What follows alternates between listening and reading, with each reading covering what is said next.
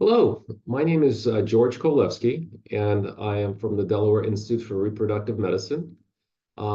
This evening, my goal is to speak with you first about embryo grading and just explain that topic a little bit, and then take questions, anything related to infertility, um, and see how that goes. So let's start with embryo grading. Embryo grading is a part of the IVF process. Once the eggs are retrieved from the ovaries and combined with the sperm, they fertilize, and we watch those resulting embryos growing and dividing in the laboratory. There are usually 2 points at which embryos can be graded, on day 3 after the retrieval and on day 5.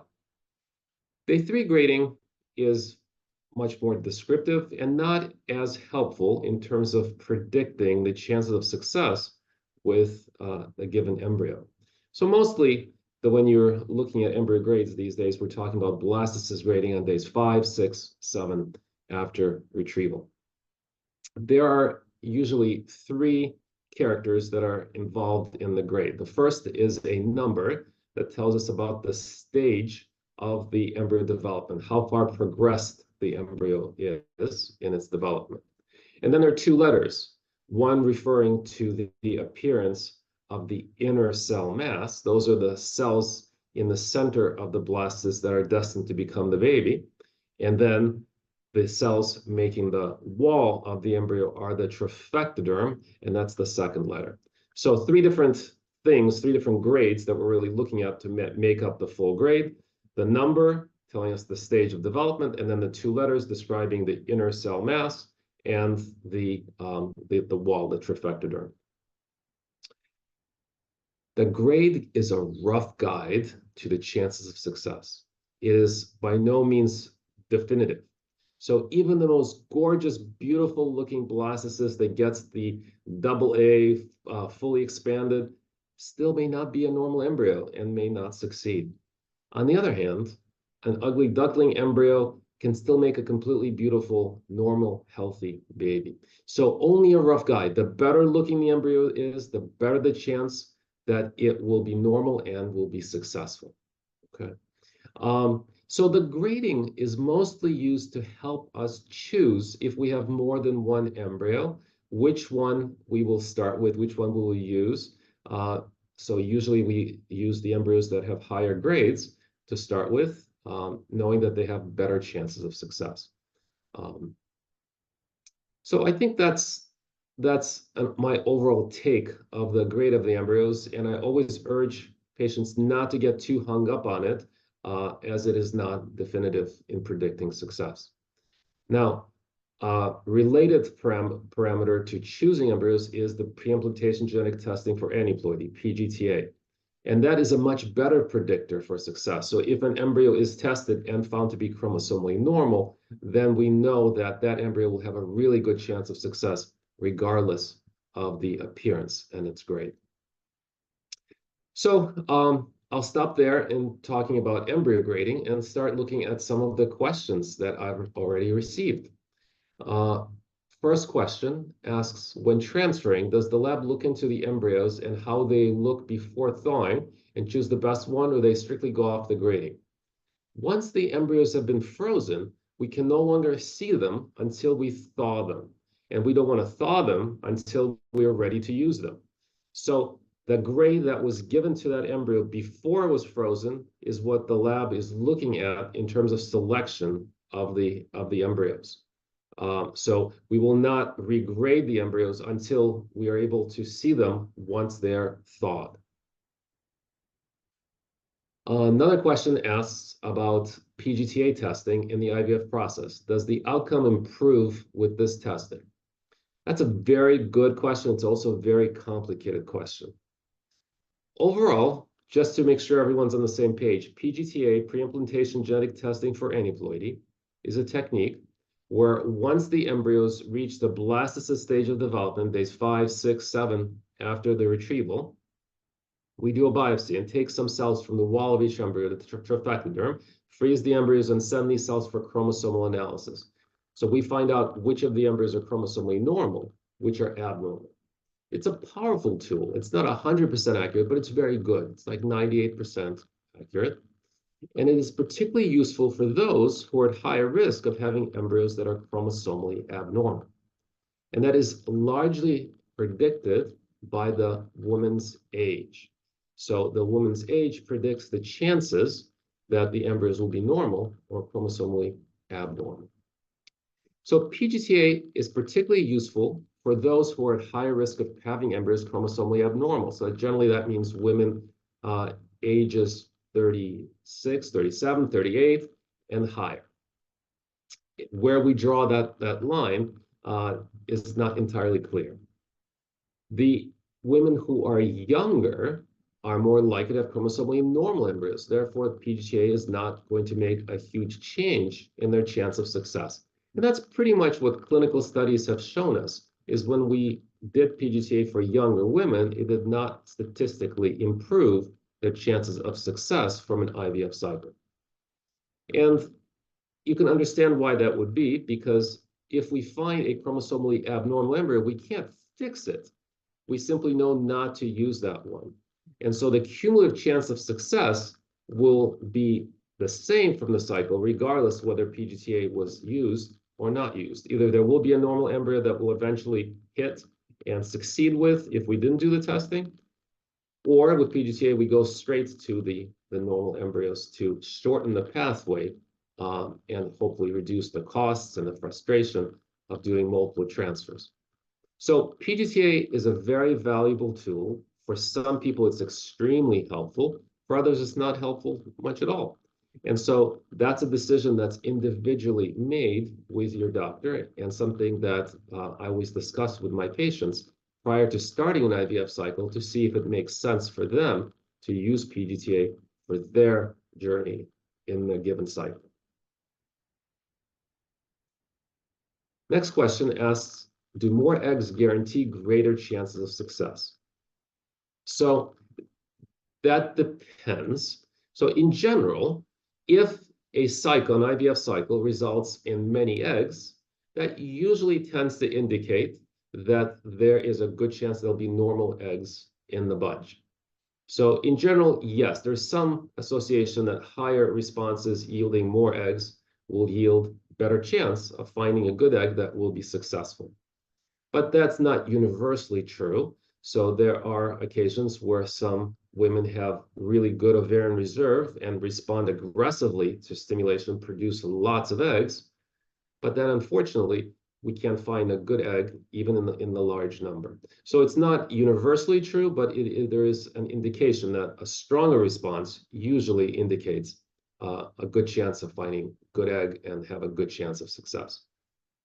This is particularly true if you're freezing eggs. So if we're doing egg freezing for the future, for the preservation of fertility, then we know that the more eggs we freeze, the better the chance of success when we go to use those eggs.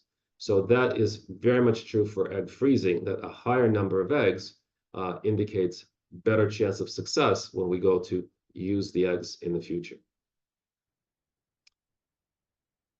Another question asks, can you talk a little about day 7 blastocysts and using a day 7 euploid embryo? It is true that some clinics do not go beyond day 6 after retrieval for freezing embryos and discard any embryos beyond day 6 that didn't make it. The reasoning for that is that overall, day 7 blastocysts have lower chances of success, lower pregnancy rates, and therefore many clinics feel it's not worth growing the embryos to day 7 because if you do a transfer with day 7, you've gone through the effort, the time, the cost, but a lower chance of success. However, especially with PGT-A, we still see pretty good results if a euploid embryo, a normal embryo, is found, even if that was a day 7 embryo. And just to make sure we're speaking about the same things, when I say day 5, day 6, day 7 embryo, all we're talking about is how long it took that embryo to develop to a stage that it could be biopsied and frozen. So embryos that make it to that stage on day 5 have been growing faster, and therefore we presume are stronger and therefore more likely to be normal. Whereas embryos that took 2 extra days on day 7 only, then did they reach the stage that we could work with them, developed slower, and that is an indication that maybe something is abnormal about those embryos, and so therefore that predicts a lower chance of success. However, once again, with day 7 embryos, we still see a pretty good chance of success if they're found to be chromosomally normal, and therefore in our clinic we will continue to grow embryos to day 7 if they have potential. If it looks like they're still developing on day 6, then we'll continue to watch them. And therefore, we can still use day 7 embryos if they look to have any potential at all. All right. Next question is a clinical scenario. So the person asks that they're 8 days after surgery, after laparoscopic robotic repair, after a C-section, someone who had lengthy infertility for over 3 years. They have 1 euploid embryo frozen, and they have been advised to remove the isthmocele prior to the transfer. What are thoughts about secondary infertility related to C-section isthmocele and frozen embryo transfer success after repair of isthmocele? Great question. So a very specific scenario. So to begin with, what is an isthmocele? When a C-section is performed, a cut is made in the lower portion of the uterine wall so that the baby can be delivered through that opening, and then that opening in the uterine muscle is sutured and repaired. Unfortunately, the repair does not always heal completely perfectly, and so sometimes there is a defect in the uterine wall as the edges come together and try to heal. The defect can be of varying depth and sizes. So defects that are particularly deep, and you can imagine 2 edges of the uterine muscle that are being put together. If those edges do not come together and make a solid wall, that's what we're talking about, a defect, and often is shaped like a tent, a vestibule. And so if that is a big defect, it causes problems in various ways. The main mechanism, we think, is that fluid can collect in that vestibule, in that defect, and then that fluid can cause problems by going back up into the uterus and creating an environment that's not healthy for an embryo to implant. It also may cause symptoms that are bothersome to women, bleeding, cramping, pain. So if the isthmocele is thought to be problematic, then it can be repaired. And there are 2 different types of repairs that are possible. One is a hysteroscopic repair. The other one's a laparoscopic repair. So hysteroscopic means coming in from below through the vagina, through the cervix with a camera.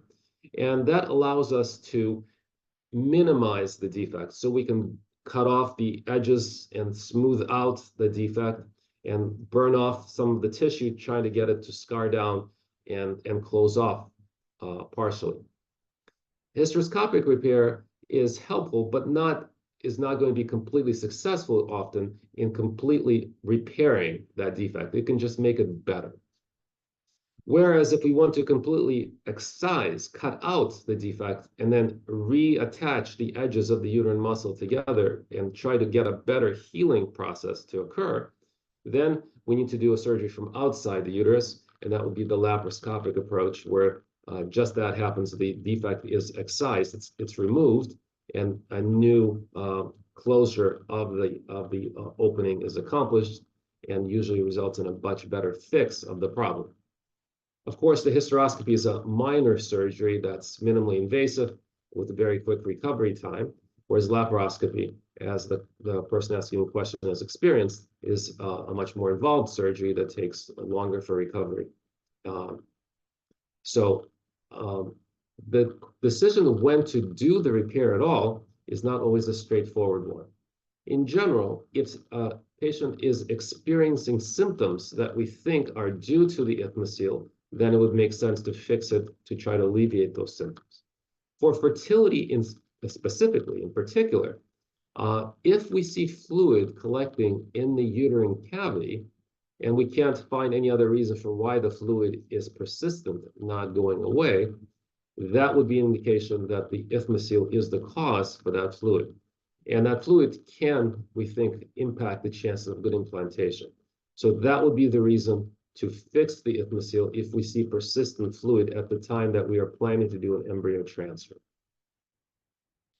So, long explanation to answer the question, and I think that in this scenario, if your doctors continue to observe that you have fluid in the uterine cavity prior to the transfer, then you would be a good candidate for fixing that isthmocele one way or the other prior to doing another transfer. Next question is another clinical scenario. Someone who's 39 years old with history of 2 miscarriages. This individual has 6 tested embryos. First 2 cycles were canceled due to a thin uterine lining. Number of medications were attempted to try to get a better uterine lining. And in addition to the estrase, lining got better, but then collapsed the following week. Estrogen patches, Viagra, number of alternative treatments, but nothing worked. So this patient is starting a natural cycle with letrozole. Are there any other recommendations besides letrozole or any other suggestions if that doesn't work? Another really good clinical scenario, great question. Dealing with a thin uterine lining can be very frustrating, and we don't have always great means of fixing it. So first thing that I always do is look for, is there any explanation? Is there something wrong within the uterine cavity? So always a hysteroscopy, just in the office perhaps, if your doctor does that, to make sure that the uterine cavity is normal. There's no scarring inside the uterine cavity that's causing the uterine cavity to look that way, thin lining, that there's no clear problems with infection, inflammation inside the uterus. So those are things that need to be ruled out. And usually those are cleared. And if we don't find any explanation, then indeed trying different things, one after the other, is not unusual. So we don't know what one thing is going to be helpful for any one person. Generally, trying different protocols with different types of estrogen is my first resort. So natural cycle, and letrozole cycle is a type of a natural cycle where your own estrogen is being produced by your ovaries and may stimulate the uterine lining better than synthetic estrogens that we give. If that does not work, your natural estrogen production is no better than the estrogen that was given to you, the estrase, then we have to assume that the lining is not likely to get much thicker no matter what type of estrogen we use. There are other ways to stimulate with different types of estrogen. There are, we can use medications just like you did for the IVF cycle where the original eggs were retrieved. At that point, usually we get really high estrogen levels by doing that type of stimulation. And so looking back at the IVF cycle and seeing if the uterine lining looked better during the IVF stimulation would be a clue whether that would be helpful or not. If your lining was no better during the IVF cycle, then I think that would be an answer that doesn't matter what estrogen we're going to use, it's not going to get any thicker than that. So then always worthwhile stopping and saying, does it even matter how thick the uterine lining is prior to transfer? We generally use it as a predictor. The thicker the lining, we think, the better the chances that it will be hospitable to the embryo and the embryo will have a good place to implant. But we know that even with very thin linings, implantation still occurs, and therefore it's not a reason to give up altogether. And so if everything's been tried and the lining remains thin, it's not unreasonable to simply go forward with the transfer. Are there still other things that we can do that don't necessarily thicken the lining but may help? So the main alternative treatment that I utilize is called platelet-rich plasma, PRP. So PRP has not been proven to help in these scenarios, but anecdotal data has been pretty positive. And so when we have nothing else to offer, PRP is a really good option to consider, where injection of the PRP into the uterine cavity 5 days prior to the transfer may help improve the endometrial environment and may improve the implantation and pregnancy rate. So definitely, this becomes a more difficult scenario that I would spend some time discussing with my patients, the options of things that we can still test if they haven't been done, and then options of treatment, including PRP as the final option.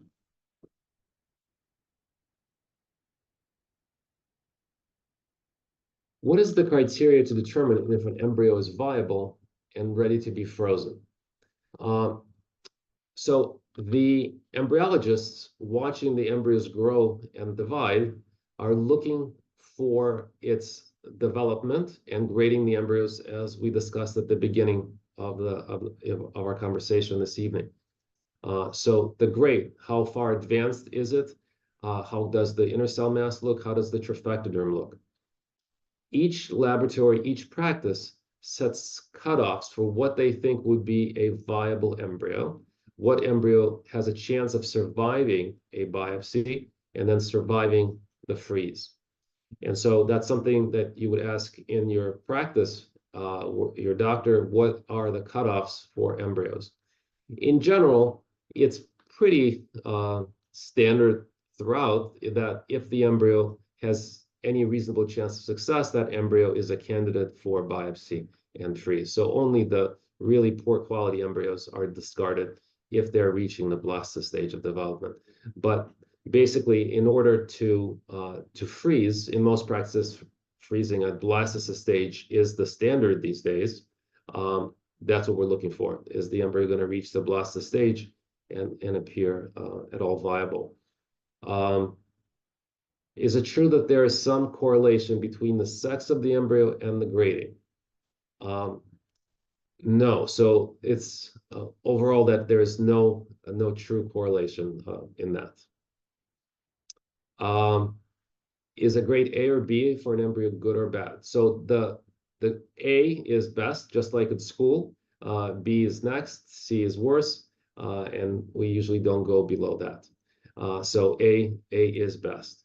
Overall, A is excellent, B is good, and C may still be okay if comparing given the rest of the embryo's development.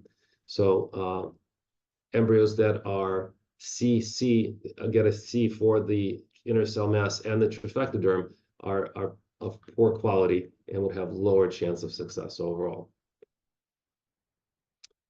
Another clinical question, someone who had a vasectomy in 2015, is there a chance of reversing it? Absolutely. So this is a question mostly for urologists that specialize in doing vasectomy reversals. But we know that vasectomies can be reversed and success rates can be quite good, given as long as other factors are all in alignment. The length of time from the vasectomy to when reversal occurs does correlate with chance of success. So the shorter the time period, the better. The longer, the worse it is. But generally, as a rule of thumb, I use 10 years as a general cutoff, that if it's been less than 10 years, there's still a pretty good chance that there are going to be good enough numbers of viable sperm that we can work with in the ejaculate. So since 2015 is just less than 10 years, I would say that yes, there's still a reasonable chance that a vasectomy reversal could be successful, but certainly speaking with a urologist that specializes in doing these types of surgeries would be what I would advise, so that they can evaluate your individual situation to make sure that you are a good candidate. The alternative is always in vitro fertilization, IVF, because sperm can be aspirated, obtained from above where the vasectomy was performed, and that sperm can be used to inseminate eggs collected from the ovaries to make embryos for the fastest and highest chance of success.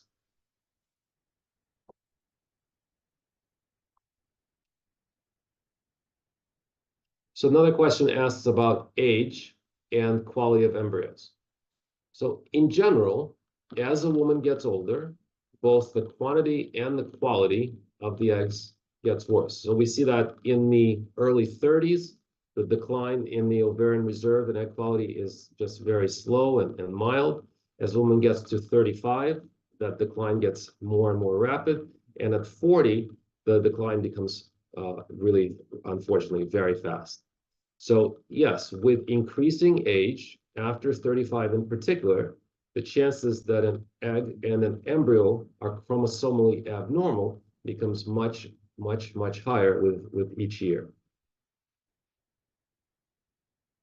Doesn't mean that there are no good eggs, even in women who are older, because we know that pregnancies can occur even later in their reproductive years. But it's all about odds and chances. So the chances of chromosomal abnormalities increase dramatically with age.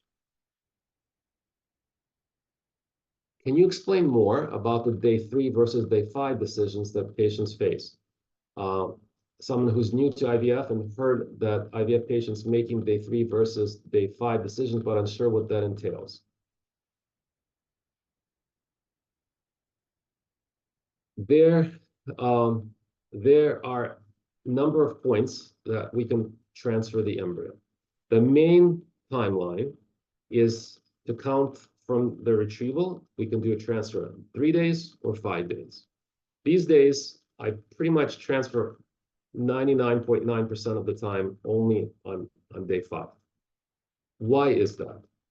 Well, there are a number of reasons. The main reason is that it helps us select the embryos that have the best chances of success.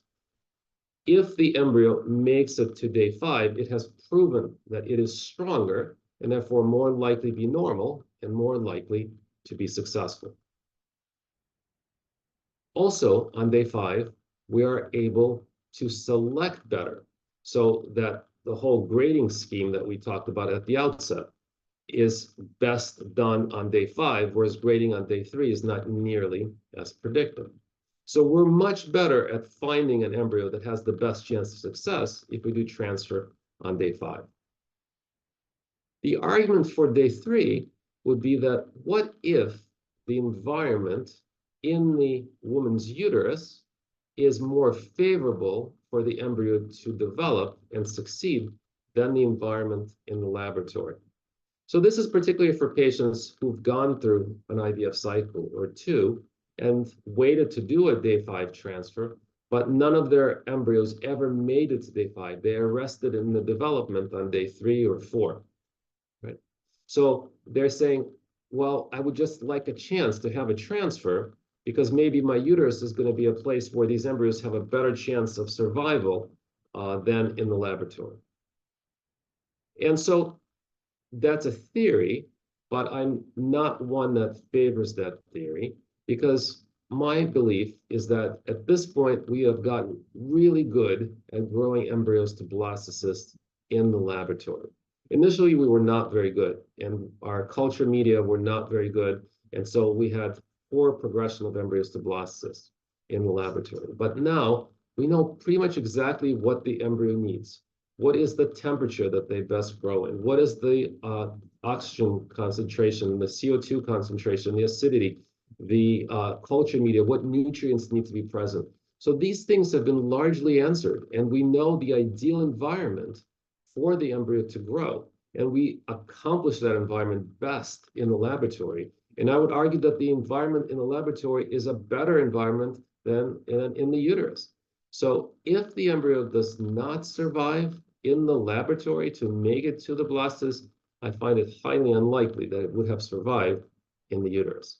And therefore, for most people, there's no reason to do a day 3 transfer, but best to wait to day 5 and select the embryo that will give them the best chances of success.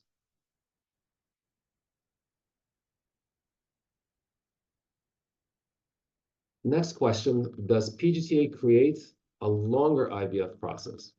Certainly. So PGT-A requires that we delay the transfer of the embryo. In an IVF cycle that we're going straight through with a transfer of a fresh embryo that it's not being frozen, from the start of the stimulation medicine to doing the transfer is about 3 weeks. So we're going straight through. We stimulate the ovaries, takes about a week and a half for those eggs to grow. We do the retrieval, take the eggs from the ovaries, combine them with the sperm. They grow in the laboratory for 5 days, and we do a day 5 blastocyst transfer. That's about 3 weeks from start to finish. If we're doing PGT-A, we're not doing the fresh transfer at the end of those 3 weeks. So we're taking any of the blastocysts that appear viable and doing a biopsy, freezing the embryos. We're sending these cells for chromosomal analysis. It takes 2 to 3 weeks to get the results.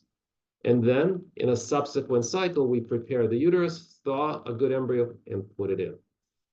If we go as quickly as possible, then the very next cycle, after the IVF cycle is completed, we could be starting to prepare the uterus, thaw the embryo, put it in. So maybe a month and a half after the retrieval, a transfer could be done with after PGT-A. Or if someone is not in a hurry or has other things that they need to be doing, if they need to address any health issues, do a hysteroscopy, do something that's required for work or travel, you can keep these embryos frozen as long as you wish and come back in 3 months or 6 months or a year, whatever the scenario is in any individual case. But clearly, doing the PGT-A will delay the transfer because we need to wait to get the results. And then only if we have a normal embryo that's been frozen do we need then prepare the uterus, thaw the embryo for a transfer. Next question. Do you weigh the grading or day an embryo becomes blastocyst more heavily? So based on the best data that we've seen in our laboratory, the appearance of the trophectoderm and the inner cell mass are more important than the day it reached blastocyst in the stage of its development. So yes, I look at the letter grades as my first priority for choosing the embryo.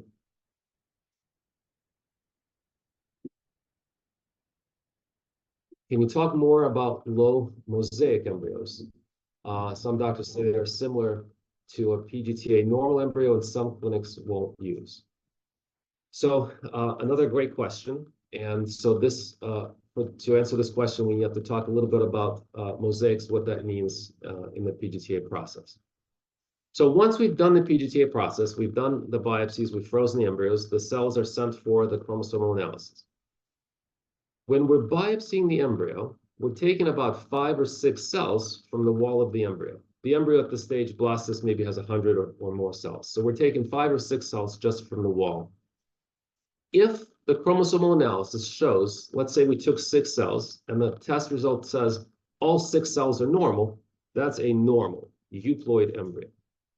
If the analysis comes back and all 6 cells are abnormal with the same abnormality, that is an aneuploid embryo, clearly abnormal.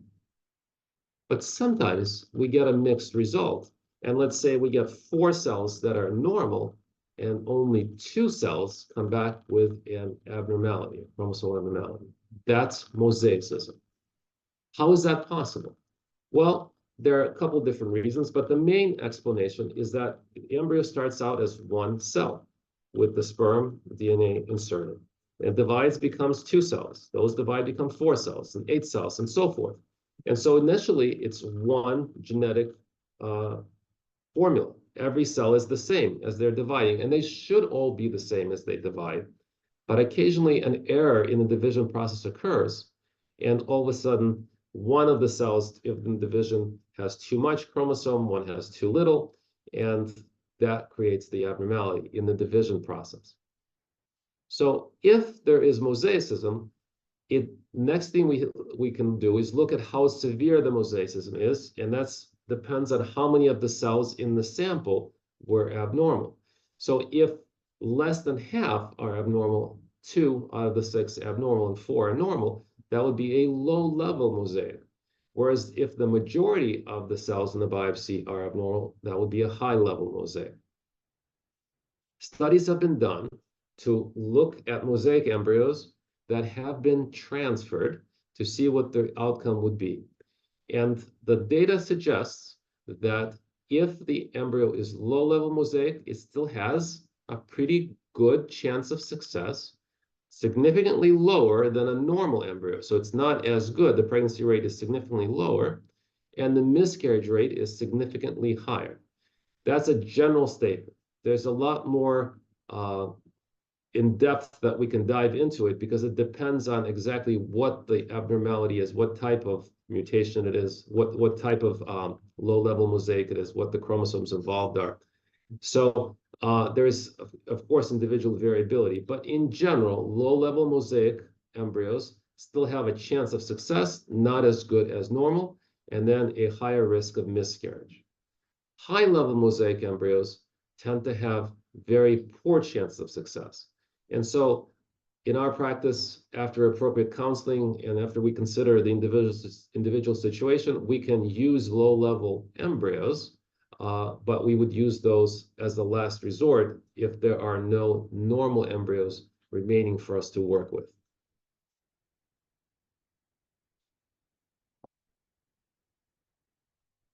Next question talks about a 33-year-old who has 2 children and has been trying for 2 years with no luck. Is IVF something I should be looking into?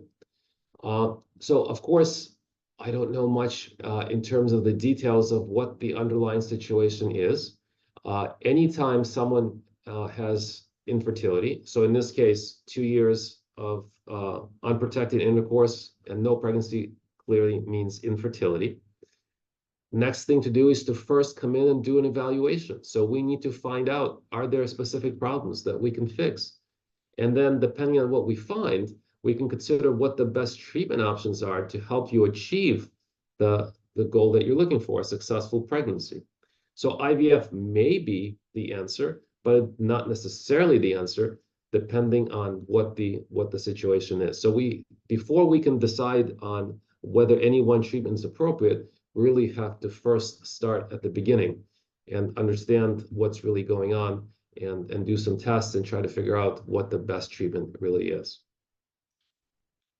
Sometimes embryos are frozen after 3 days or 4 days of growth. For implantation, they should be thought and allowed to grow to day 5. Does the 4-day grown frozen embryos have a better success rate than the 3-day grown frozen ones?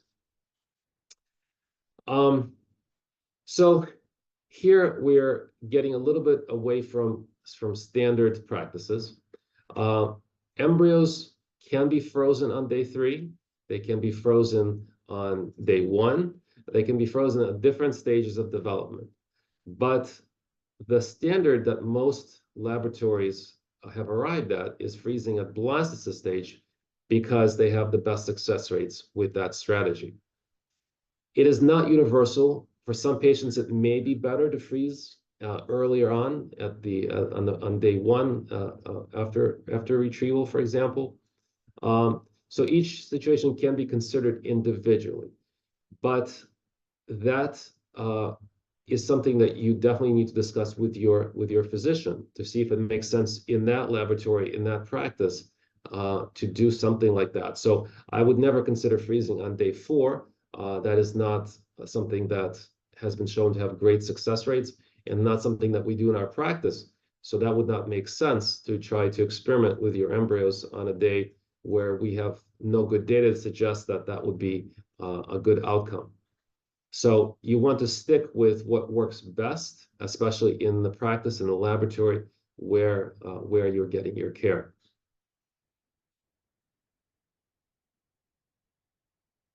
Just received the diagnosis of endometriosis, and the laparoscopy surgery was suggested. For egg quality embryo grading, would you suggest a retrieval pre or post-surgery?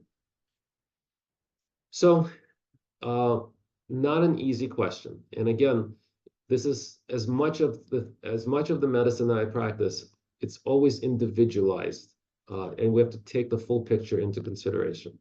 So in general, to make a definitive diagnosis of endometriosis, the only way to do that for sure is to do surgery, to do laparoscopy, so we can see if there is endometriosis in the pelvis, and we can biopsy or remove that tissue, and the pathologist look at it under the microscope and confirm that it is endometriosis. We can guess that something is endometriosis by doing imaging, ultrasounds, MRIs, can give us clues. This looks like endometriosis. It's probably endometriosis. The endometriosis that forms cysts on the ovaries has a very characteristic appearance, and we can be very highly sure that a cyst is endometriosis, but again, until we do the surgery and take some tissue from that cyst, we won't know for sure that it is really endometriosis. Endometriosis is associated with infertility. The worse the endometriosis, the more it impacts a woman's ability to conceive. There are studies to show that treatment of endometriosis improves pregnancy rates. There's a fair amount of controversy exactly how that occurs and why that occurs. If the endometriosis is affecting the ovaries and has large cysts on the ovaries, that may impact the ability of those ovaries to respond to stimulation and produce a good response with IVF. Also, if there are big endometriosis cysts on the ovaries at the time of the egg retrieval, when we're going to get the eggs with a needle, that presents other risks. So going into those cysts can increase risks of infection and complications after the egg retrieval, and may impact the quality of the eggs that we obtain. On the other hand, simply going to do surgery and try to fix endometriosis is not always a magic bullet that's going to fix everything. The surgery itself can cause problems. Removing endometriosis from the ovaries can damage the ovaries and lower the ovarian reserve, the number of good eggs left in the ovaries. So it is an individual decision that I always urge you to discuss with your physician to make the right choice for you, given your age, your ovarian reserve, the size of the cyst, and what the plan is for treatment overall. In general, doing IVF, surgery before IVF can potentially improve the outcome of that IVF cycle. So there's potential benefit to that. Also, we see in some individuals that the inflammation created from endometriosis in the pelvis can also impact the uterine lining, and that can potentially lower the chances of a good embryo implantation. And so treating endometriosis prior to transfer sometimes can improve the outcomes as well. And there's more than one way of doing that. So if we're talking for preparation for a transfer, sometimes surgery is a good option. Other times, taking medications to treat the endometriosis for 2 to 3 months prior to the transfer may be a better option for many people. So not one right answer that applies to everyone. And this is something that I decide on a case-by-case basis. And so I would definitely urge you to discuss that with your doctor. There's a question about IVF medications. Does my clinic recommend low-dose naltrexone or prednisone during the IVF cycle? No, so that's not something that's done routinely. These are alternatives used in some specific situations, but rarely so. So they're usually, for me to use these types of protocols, there's something specific that's pushing me to apply these options, but it is by no means a standard part of the cycle. If the embryo went well, growing in day 5, but has been left to be tested on day 6 or 7, would this delay the effect that live birth or continuing progress? If I'm understanding the question correctly, delaying the biopsy of the embryo to day 6 or 7. The embryologists watching the embryos are going to pick the best time to do the biopsy, which is going to be as soon as the embryo reaches the appropriate stage of development. You don't want to wait too long, because then the embryo may expand beyond where it would be wise to do the biopsy. So as soon as the embryo reaches the appropriate stage would be when is the best time to do the biopsy and to freeze the embryos. Do we get updates on how the embryo is doing before the day of transfer? Absolutely. So in our practice, there are times that we always inform you about the progress. So The important days is number one, on the day of the retrieval, we tell you how many eggs were retrieved before you leave the office. The next day, we see how many of the eggs successfully fertilized. So you get that first very important update. On day 3, if we're looking at the embryos at that stage, we'll tell you how many have made it to day 3 and how they're looking then. And then the most important then are the final updates, days 5, day 6, telling you how many embryos reached the blastocyst stage and could be frozen, biopsied and frozen, or just frozen. If the uterus tests are normal, but you keep having miscarriages, should you test for acidity inflammation of the uterus?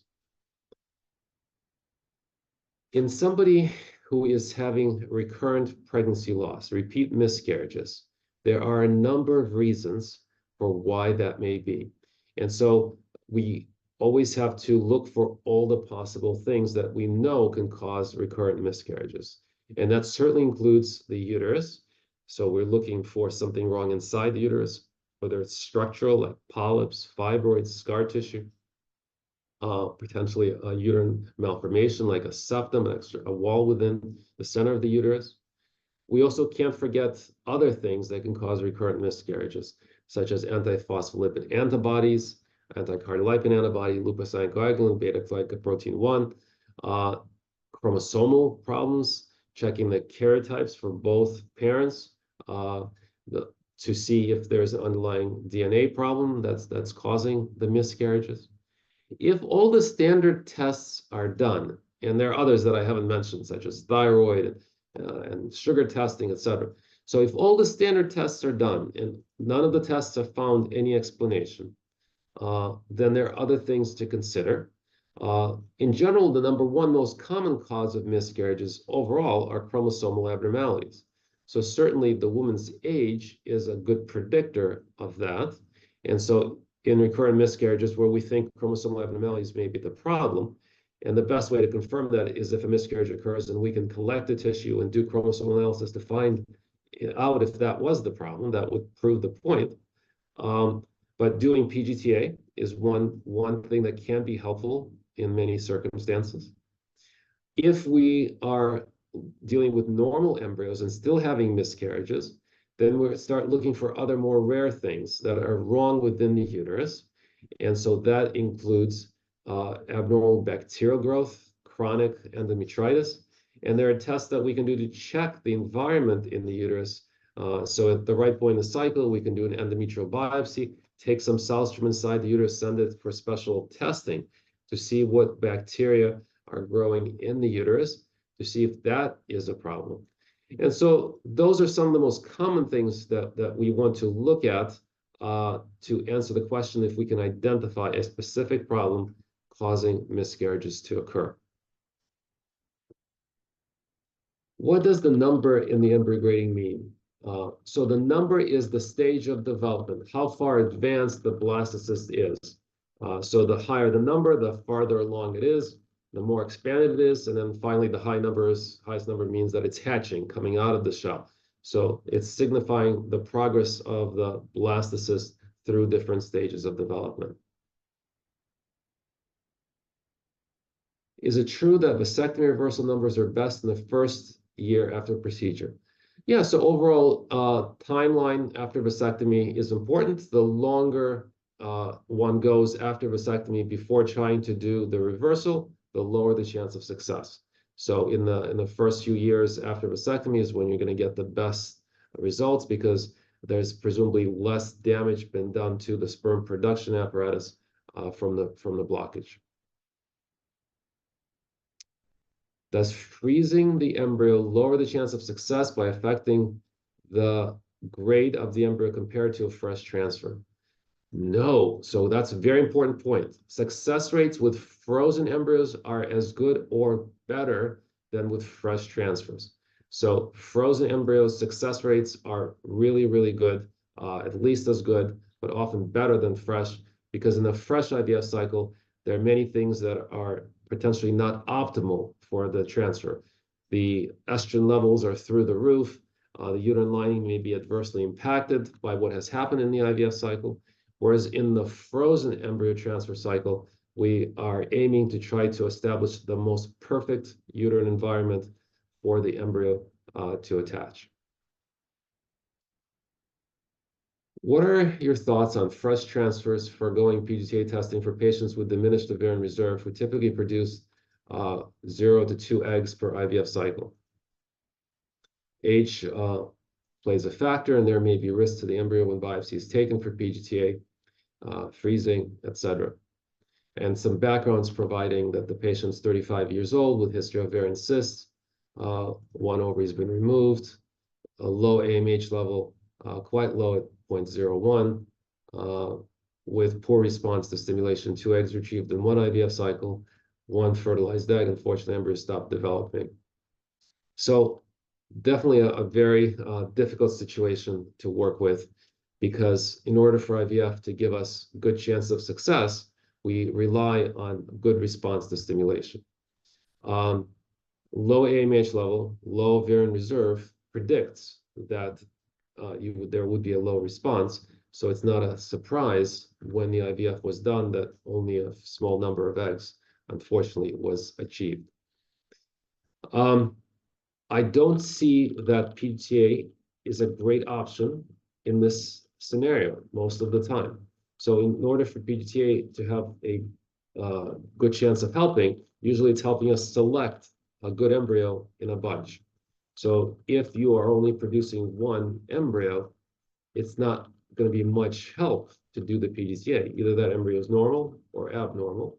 And so if you put it in, it's either going to work or not work.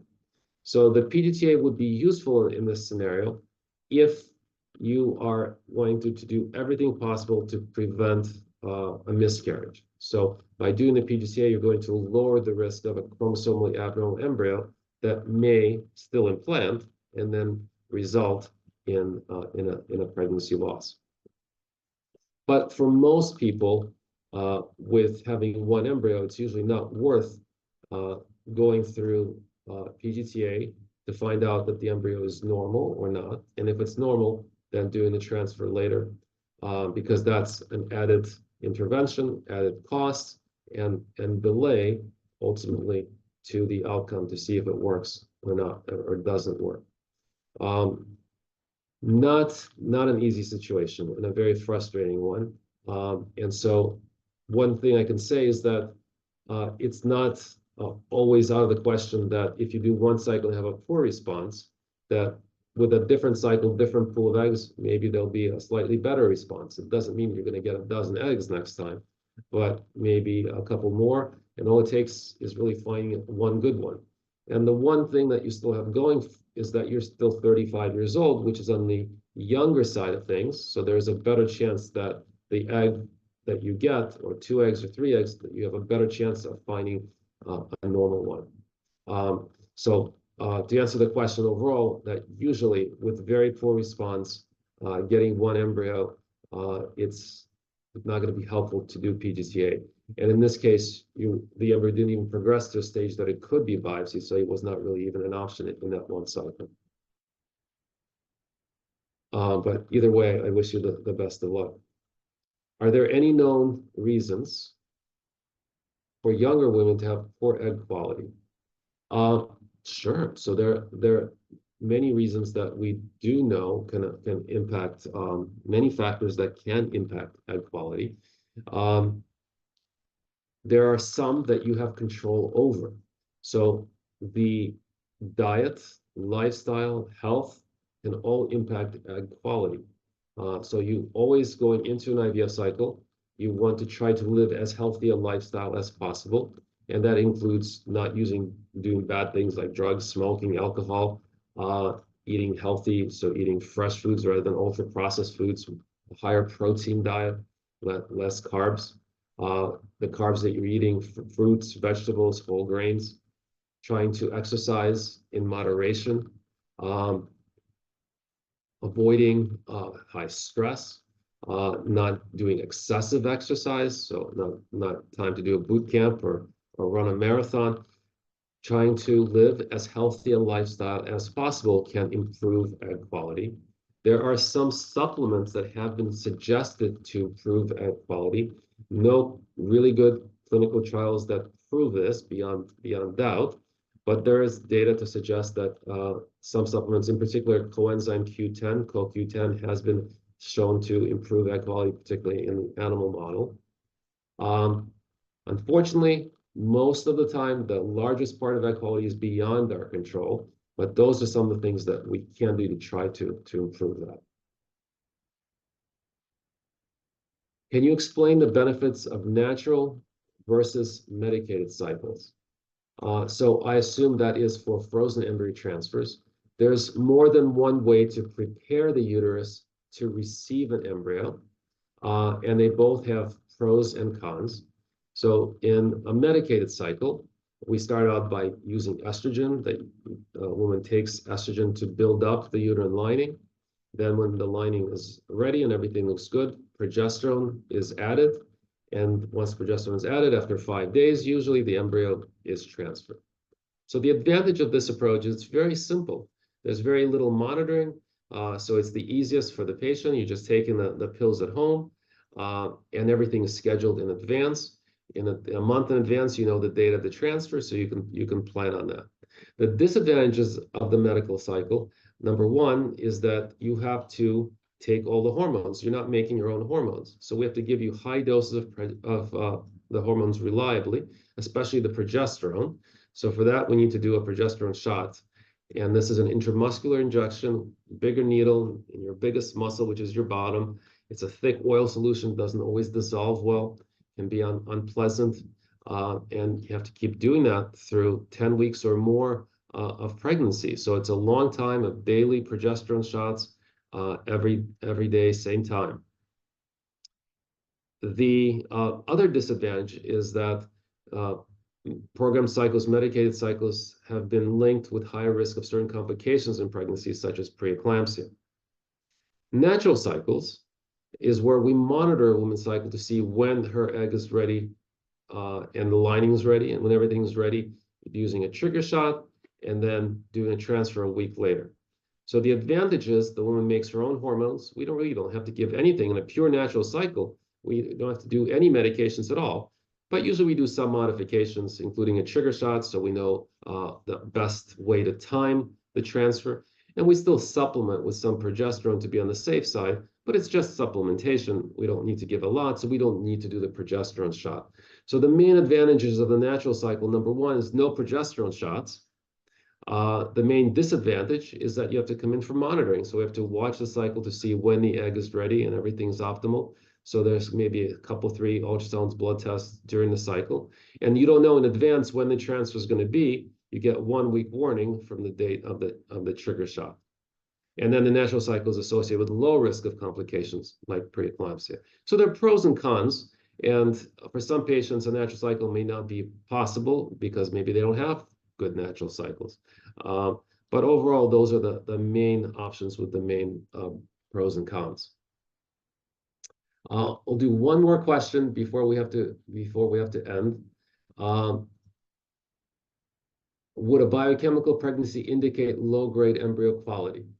Not at all, not necessarily. We don't know what causes most biochemical pregnancies. And just for everyone's information to be on the same page, biochemical pregnancy is a pregnancy where we see with a blood test that a pregnancy has occurred. There was an implantation, an embryo attached somewhere, but then the HCG levels, the pregnancy hormone levels start to drop and go away rapidly. So there was an implantation, but it failed very quickly within a few days of attaching.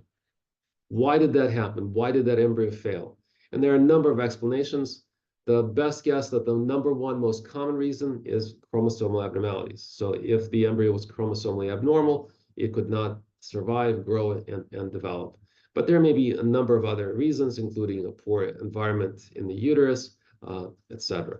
So it does not give us any one specific answer as to the cause and doesn't tell us much about embryo quality, except for to say that number one most common reason, chromosomal abnormality. So I guess that is embryo quality. So I'm sorry, there's still a number of questions, but we have run out of time. I very much enjoyed the questions, wonderful set of questions that really addressed many aspects of treating infertility. I very much hope that I can answer these questions for you in person. So if you're looking for help, certainly please come see me at the Delaware Institute for Reproductive Medicine. And either way, I wish you the best of luck and success in your fertility journey. Have a good night.